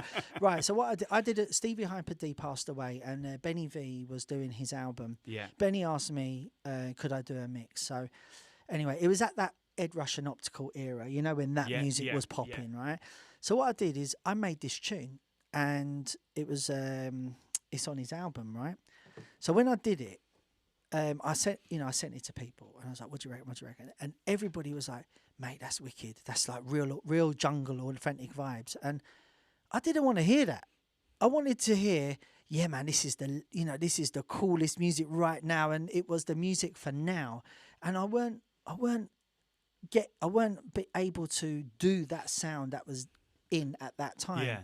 But the weirdest thing is what Time done was 10 years later when people look back at something, and I've had people go to me, your track is the best track on that album. The weirdest thing is because like in people's heads, you know how like they won't remember that the time that album was produced by all of them artists, it was at that kind of Ed Rush and Optical era. I call it the Ed Rush and Optical era because they were the pioneers. They were the boys at the time, and they're still boys now. But you know what I mean. But the thing is like. In my head, I was trying to make the sound for now, but I didn't. I basically made a good jungle track. Yeah. But when people look back at it, because they don't have a time frame. So if you make something now, whatever the sound is now, people now might be like, oh, I don't know, it's not really hitting the mark. But then if you listen to it in 10 years' time, you can't remember what the sound was now. You just remember that. Oh yeah, that was an era. So for example, jungle was an era between a certain period. Let's say what was 93. I'd say 93 because to me jungle was way before it blew up. Jungle to me was jungle techno in 92. That's how I see it. And you know when people say hardcore, I'm just like, mate, to me hardcore was what Dougal and Mark Breeze and Darren Styles and that lot done. To me that's hardcore. Yeah. To you it might be different. You might look at DJs Unite but that's hardcore. I don't think of it as hardcore. So this is interesting. That's rave. Yeah. Well, to me that's rave because it was at the rave era. It wasn't in the hardcore era. It was in the rave era. Let me just correct history here. Well, I actually did. I don't do many kind of like camera to camera kind of videos, and I did one because I was sitting in the car and I was just thinking, like in like my digital organisation, I tag all that kind of era as old school. But actually, old school could mean R&B or hip hop or anything. It's the just widest old. word in the world. Yeah. And then I was like, back then, I called it hardcore. My mates called it hardcore. MCs called it hardcore. And then I'm talking like 92. And then, 91 to 93. Yeah. See, to me, Dougal and Brisk, that's happy hardcore. Yeah, but the 4/4 beat. Yeah, but that to me, that's hardcore. It's not happy hardcore. I'll tell you what it is. I remember this guy hit me up and he went, "Yeah, man, like you know, you did hardcore." And I was like, "Well, you know, people called it hardcore." And he's like, "No." He was like, "No, you did hardcore." And he sent me an album that one of my tracks was on, like something hardcore. This is hardcore. Yeah, that's something like that. This is hardcore. But the thing is like you know, it's like people want to put things into brackets. Yeah. So for me, the eras are and. You know, I lived through them, so I would like to think that I kind of have a bit of a knowledge. Is Acid House? Was 88 to 89. Then sort of the house kind of come in, the sort of 89 to 90. And then sort of like then the Euro come. You know, with Joey Beltram and all that Euro sound. 91. That was like kind of 91. And then that led into the Euro stroke rave. Because remember when we were making tunes, we weren't like. You know, I'm not technically brilliant. I'm better now than I was then, but I'm not technically. I can't sit there and go, you know, and start playing like things. I understand music and I understand like chord progressions and I understand that, but we were just there going, yeah, that sounds great. There you go, like just, you know, just sort of doing all this mad thing. Oh, that sounds great. Put it in. Yeah. Do you understand what I mean? There wasn't like this whole big. Oh yeah, we got to just make. You know, the snare has to be in the F key and all that. Mate, we didn't even. That wasn't even a thing. It was just like, is this a vibe? Cool. So you had that from that year. Then the way I look at it is like you had that rave kind of era from sort of sort of 91 stroke 92 ish, Yeah. 93 brinking. Yeah. And then there was like, where was jungle techno? I always remember some geezer coming up to me in Bristol one day and he went, "Yeah, you play that jungle techno thing, man, do you?" And I was like, "Yeah." And I didn't really think about it, Yeah. but, you know, apparently I play jungle techno. Jungle techno for me is probably one of the hardest ones to pigeonhole. I talked at length with Ron about this, and he said to me, jungle techno is a track that sounds like aliens made it. And I was like, you know, for me, jungle techno is Top Bus. You know, Yeah, they played Fantasia 91 going into 92. Yeah. That for me was the pinnacle, or sorry, the start of like They were the first people to do Yeah. that. I mean, you know, they were pioneers of that sound. Yeah. You know what I mean? And I talk about it in the book. I remember going up to Jay one day and going, "What's that tune?" He would, "This is jungle, man." And I was just like, "Wow, this is jungle." But that's what I'm saying. Like, so then you have that era of like after. So there's that time when jungle techno was there, but jungle techno was before jungle. Yes. So what happened was after rave, it kind of started splitting.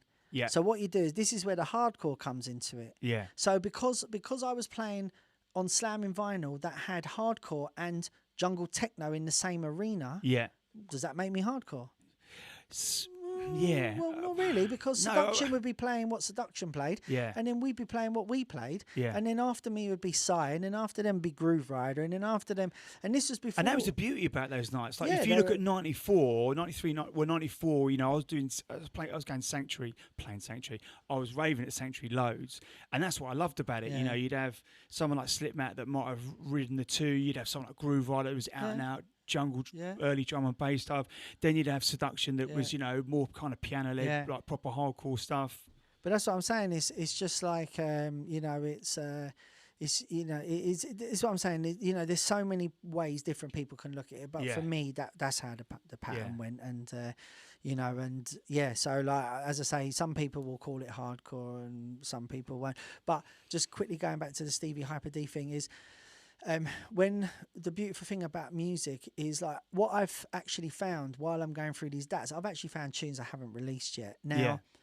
I didn't release them at the time for a reason, because maybe the sound had moved, because the sound moved really quick back then. Yeah. It moves quick now, but it really did Yeah. move quick back then. And the tempo as well. Yeah, was- the tempo. I remember me and Gemini when we first done 140 BPM with no breakdown on Hippodrome. Yeah. So what it is XL actually called us and said, if you put a breakdown in that, we'll sign it. What an idiot. I turned around and went, nah, I'm not doing no breakdown because I was on this Keep It Real. What I should have done is like, give them the breakdown, Yeah. put a vocal in it going, oh yeah, and all that stuff. And Yeah. the world might have been a different place, but would I have met my wife? This world's your world, right? Do you see what I'm saying? So you kind of think to yourself, oh, what if I did this? What if I did that? You know, what it is. Do you know It is what? what it is. We are where we are. I don't know if it was Goldie that said this, but it was him that had put it up on socials, and I read it and I was like, that is so true. He said, I've learned so much from the mistakes I've made in my life. I'm going to make a few more. And I thought, that is going, her hair's gone up there. I just thought, and I say it to my son all the time. Yeah. So listen, a mistake's only a problem if you don't learn from it. Yeah, of course, totally. And that's definite. But you know, it's you know, if you think about this music, like from where it started to how many different things like it's gone into, even like things like, you know, Tomorrowland, which is an amazing event. If you ever get a chance to go to Tomorrowland, we played there 2 years ago, and like I was a bit like, wow, I think it might be like 200,000 people there. It's ridiculous. Another production level, like mate, it was levels, like. And do you know what? I actually, after our set, me, Mackie, and the missus, like, we went raving. We just stood there all day raving. It was just, it was such an experience. But that music has been born out of what was done coming from Chicago to the UK, and it's all kind of come from that sort of that seed that was planted all them years ago. Do you know what I mean? And on Netflix, there's actually some really great documentaries. I don't know if you've managed to see them, about the music from back in the day, going back down to the Chicago house, and then obviously the Ibiza with Oki and all them lot. So, you know, I just love soaking up this kind of information. And again, I just think there needs to be more stuff like this for the rave era, Yeah. the hardcore era, whatever yeah. you want to call it, even the happy hardcore era, the jungle era. You know, there needs to be more acid house.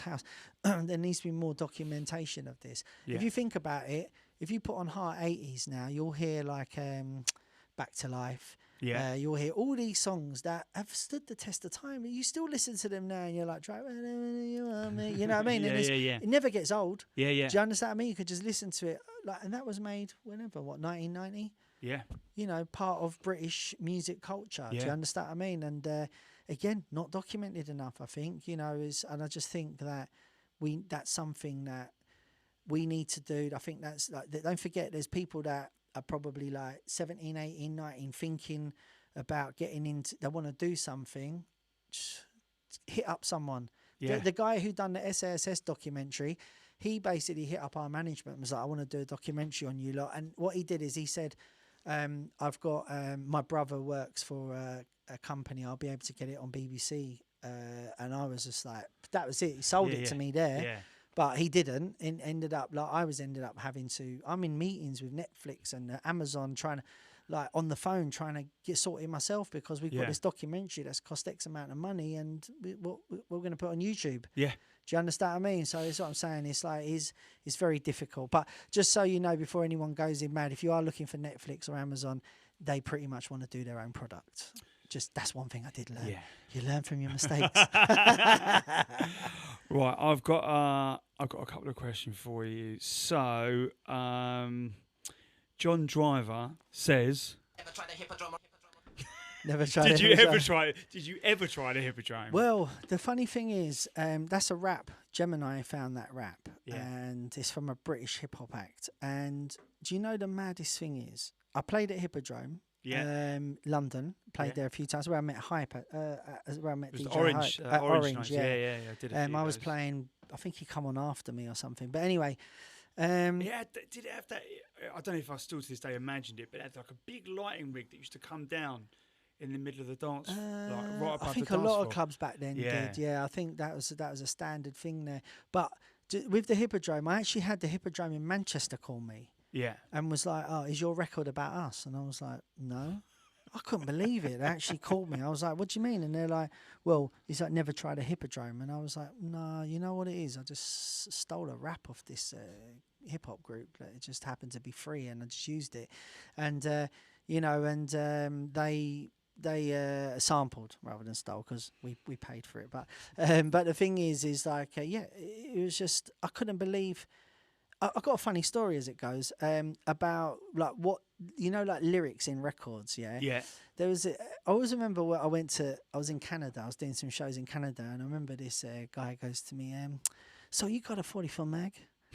And I went, "No."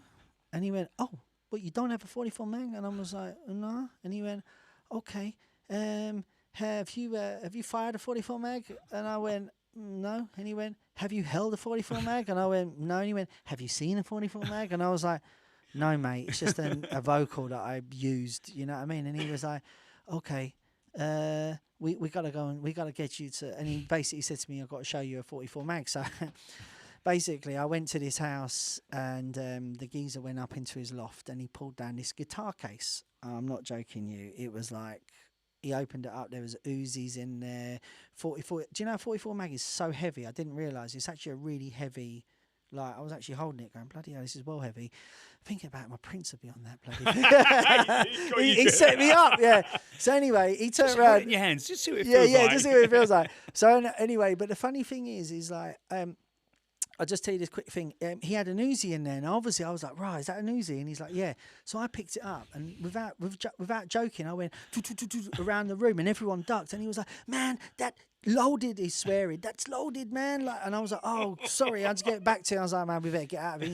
He's like, "Come on, man, we'll go shooting." And I was like, "All right, cool." So he pulled this guitar case out, and he's gone to the boot of the car and opened the boot and put the bag in this guitar case, and he's gone. And I'm like, What you doing? He's like, "Well, we're going shooting." I went, "I ain't getting in the car with you. I need to get home, mate." I just imagine getting nicked anyway. Yeah. But what the funny thing was, and it made me realise how important, like how people perceive music. And this was like back in the day. I just used that vocal because it was a wicked vocal and it was clean and I could use it. Yeah.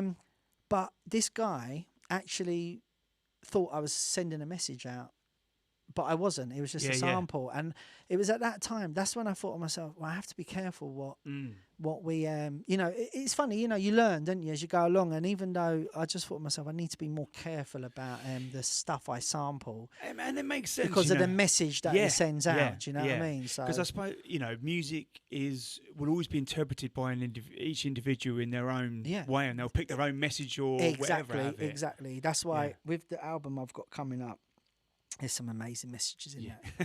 They're all subliminal. You got to play it backwards. No, it's pretty blatant. Like, amazing. No, but no, it is. Yeah, you just got to try and get positive messages out there. Do you know what I mean? Yeah, for sure.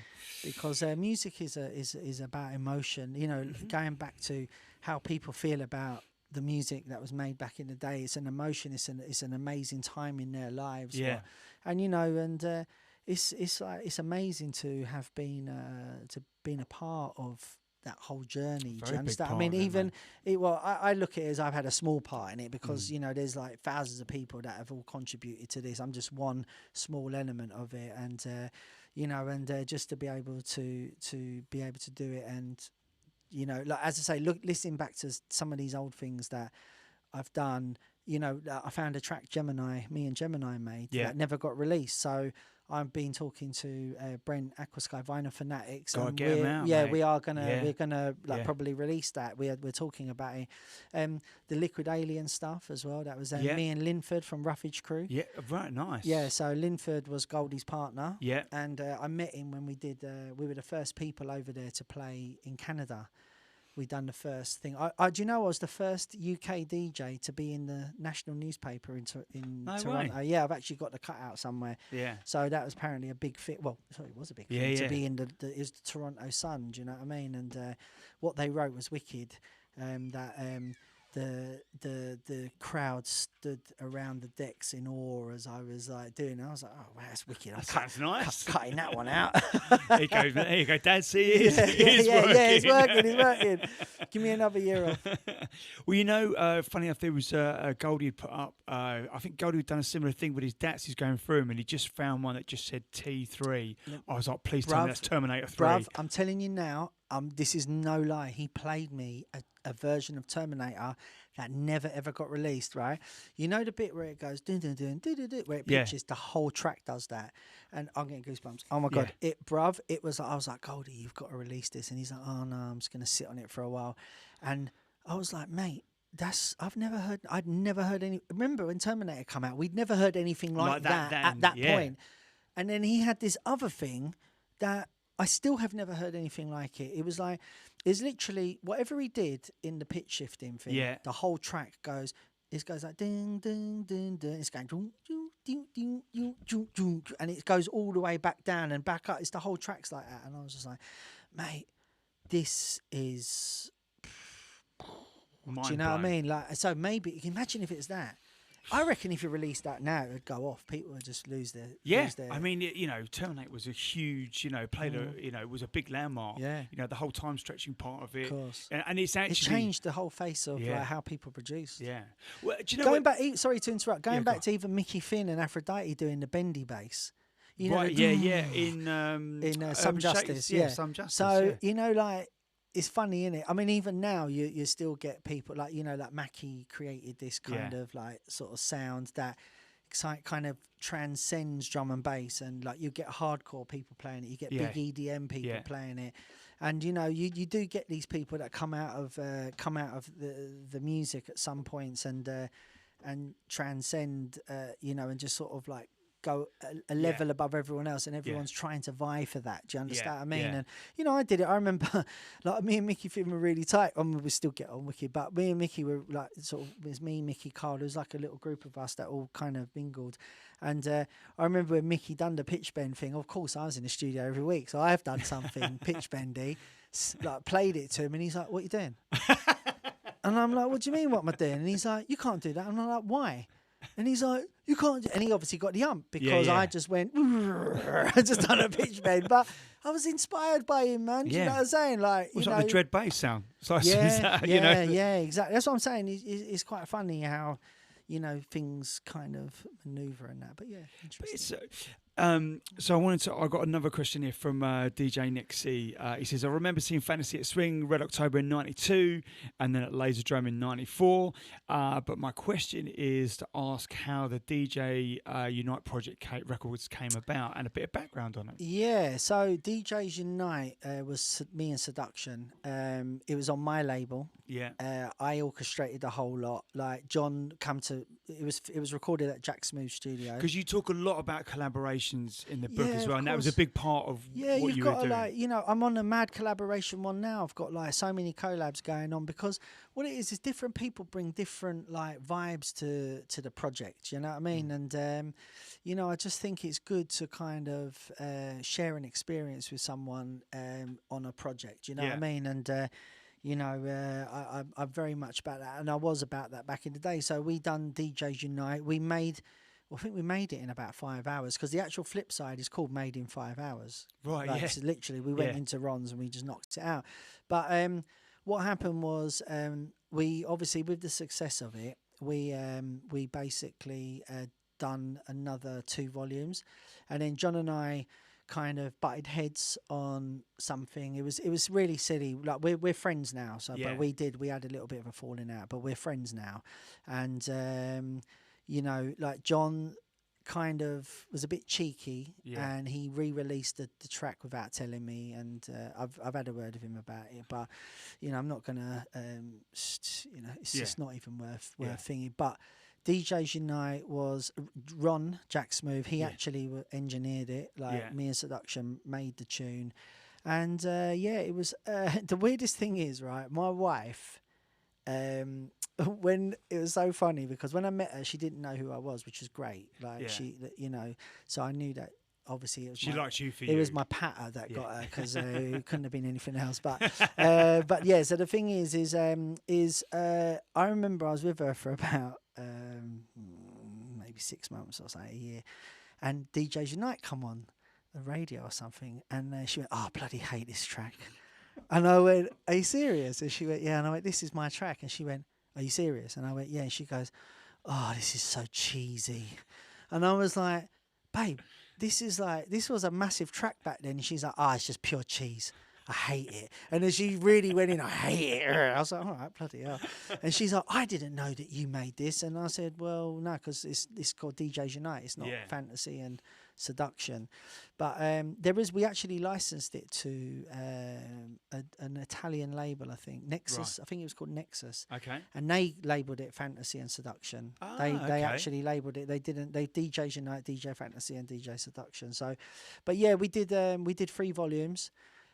We put the second one, because I done the first one on my label, the second one we done on John's label, because I told John to set up the label, and he come up with the name Impact, and that Bumblebee, that was my friend that drew that, Debs. Nice. It says, you actually see the name Debs. Yeah. So even now, it's like if I work with someone, like I just say, cool, we'll work together, but you need to set your own thing up. Yeah. Yeah, because what I want people to do is I want them to go and find new artists. Yeah. And build. Yeah. You know, like I've done. I don't want to be that guy that's trying to lock everybody off. Yeah. Like, just help people grow in it. And if you help people grow, then hopefully you'll get some good back. Do you understand what I mean? And you help people. You hope most of the time you help 100 people and 99 of them won't even look back at you. Do you know what I'm saying? That's life, whatever. Yeah. Yeah. You know, let them get on with it. They can deal with that.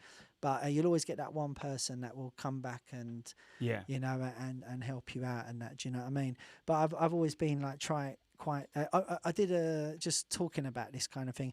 I did as part of the book launch. I did an AMA and Ask Me Anything on Reddit. Yeah. Now I never knew Reddit was what it was. I thought Reddit was where you watched illegal football. Sorry, I did. I just literally, whenever you said to someone, "Is there any links for the game?" they just send you a Reddit link. So I just thought it was like, anyway, it's this big, massive community. Yeah, yeah. I didn't know that, but I know it now. Yeah. So anyway, I went on there and I was a bit nervous because I thought, well, this is like, no one ain't gonna ask me anything. Like, you know, I didn't know. Anyway, I got so many questions. The guys from it were fair play to them. They were like, this is one of the busiest like ones we've had reply, because what I did is I replied to everybody. It took me hours, but I replied to everybody. But there was a couple of people that were trying to be a bit sort of smart about Mackie, and what I did is I basically answered it honestly, and I was just like, mate, what you don't understand is that guy, if you met him, he would go out of his way to help you in whatever way you needed. Yeah. He's one of the most nicest, genuine people I've ever worked with. Met. Yeah. Never mind work with. Yeah. I don't work with anybody. I work with people that are good people. I remember, you know, our manager now, who manages the group, Michael, he turned around to me one day and he went, I've always, like, this is before he was managing us. He goes, I've always wondered why you work with certain people and you don't work with other people. And I went, because the thing is like, I might sort of try something with someone, and if there's something that I'm not feeling, I won't just stay there for money value or for kudos. I'll just go and do my own thing, because I just, that's how I operate. Do you understand what I mean? And then I answered this thing and I said, look, you know, Mackie's one of the nice, and you know, fair play to the guys that they actually replied back to me going, mate, both of them in different ways, but they were just like, we didn't expect you to reply. Like, we thought you would ignore this one, respect. One person said, no, I respect what you're saying, and maybe I have been a bit judgmental. The other person said, thanks for replying. I respect what you're saying. I just don't like his music. And I just replied, but that's no reason to have a dig at him. Yeah. Not everybody likes everything. But the thing is, one thing I don't like, and people are too quick to judge someone's art. Yeah. You know, look, I get sent, before we come on air, I was talking to you about the promos that we get. Yeah. And I get, never once you ever see a negative reply from me. Yeah. Do you know what I mean? Because why? That's somebody's art. Somebody spent, whether it's 1 hour or 30 hours making that. Who am I to judge? Yeah. Like, it's just my opinion. Yeah. Like, I'll keep my opinion to myself. You know, if I like it, I will play it. If I don't like it, I won't play it. But I'm certainly not going to go and say anything like, oh, this is rubbish or this is crap or whatever. It's just not my style. It's not my taste. Do you know what I mean? Even more recently, like, you know, I've kind of, you know, there was like a sound that was coming I wasn't a big fan of. And then suddenly a couple of the top producers have actually produced something similar like that. And they've done it really well. Right. And I'm like, oh, actually, I do like this. Yeah. You know, we're allowed to change our minds. Do you know what I mean? But I don't think you should, like, you know, really be putting someone's art down and sort of. I think it's just the, you know, it's the nature of just social media. Full stop. I know, and I think. Do you know what I actually said the other day? I thought it'd be a brilliant idea. I think if they could just cut the internet off for 1 week. Can you imagine? Just literally nothing. Yeah. Let people. Like, because don't forget, these kids now, see my kids, they don't know about nothing. They don't know anything other than what's happening right now, because that's their time. We remember before mobile phones, before social media. Yeah. And I'm pretty sure that a lot of your listeners will remember that. But could you imagine if they just did an experiment and just shut the internet off for 1 week? Everything. And you had to actually get on the phone. I mean, I hate like these TV shows, the reality shows. I can't stand them. But that's one I'd watch. Just a bunch of people without the internet. Yeah, but the thing is, them lot do. Positive. Yeah, I think you're missing out, because all these shows that are on it, they are locked off from the outside world. So that's already happening. But I think if they just actually like just shut it down and just give people perspective, because I tend to, another thing I was thinking when I was thinking just in general, you know, just thinking, but you know, back in the day, I remember when we did a thing called Green Apple. Yes, I remember Sky. On Sky TV. We could only listen to it around my mate's house because he was the only guy with Sky. I remember me and Carl Cox turned up to this show in Wolverhampton, and this guy, and he went, "Oh, Fantasy, I'm a big fan. I listened to you on Green Apple. What did it call? It was Sky. It was on Sky TV, but it was called. There was a name for it, like a satellite something. The Astro Channel. That's it. I listened to you on the Astro Channel, because that's what it was called, an Astro Channel. Yeah. And I was like, "Oh, wicked, mate." And I was like, "What? People are actually listening." I was getting stoned. And if you listen to some of the shows, I've actually found one the other day on the Dads. I'm actually going, because there was no one shouting. I'm going, big shout to Heidi from Holland, and I was going. and me and my mate were smoking and having a right go, and I was going, Gertrude from Germany. Everything was like H from H, G from G, Iris from Iceland, and I was just making it up. And then all of a sudden, like this one day, I turned up to Jack, because this was all filmed and recorded at Jack's in his bedroom. He said, I did not, because I used to listen to it, and I just imagine like this massive building, studio. We were in his bed. We was in his bedroom, like recording it. Carl Cox was there. Everyone was there. It was like it was mental. Like how his missus never like went mental. Lorraine, much love to Lorraine. She's an absolute diamond. But she, we just lived there. It was like a social club. Do you know what I mean? But the thing is then one day, all these I turned up and there's all these letters, because there weren't no emails back then. Yeah. I actually think I still got some of the letters. There was letters from people writing like, Phantasy, we're so like, we listened to your show. Can you give us a shout? And it was, do you know what? It was actually a bit like, wow, people are actually listening. I couldn't believe it. Yeah. I just did it for jokes, innit? Like, and what it is, I'm proud to say I got the most letters out of everybody on the station. But I mean, I'm just hearing you saying this. It's mental. Did you write to me? Couldn't write. It's a 2-week turnaround to get a shout out. I heard the show. I'm gonna write to them. Get the letter. Yeah, just after the show. I didn't really think about it like that. There's no text shout. It's all done. Listen, do you know what? We've gone over a little bit. I don't upset. I think Probe's on next. Oh, Probe, Ian, man, listen. Let me quickly call him and just tell him we're holding off for another hour. Listen, mate. I know there's so much more still, because I've read the book, so I know there's more. So I strongly encourage you to read it. It's such a well written piece, and that's because the main man, Mr. Dave Jenkins, has got involved. A good buddy of mine for 20 years, and obviously with the great stories and life that the first 30 years you've had in music is just mad. It's mad. So it's back. Do you know what? Thanks to everyone that has bought it already and left me messages. There's some of the feedback about they find it inspirational and everything like that. Amazing. So, thank you so much. Big love to everyone. Big love to all the Kool London family. We need to do part 2. Mate, I think we definitely do. All right, I'm just going to roll this one out so Probe can take over.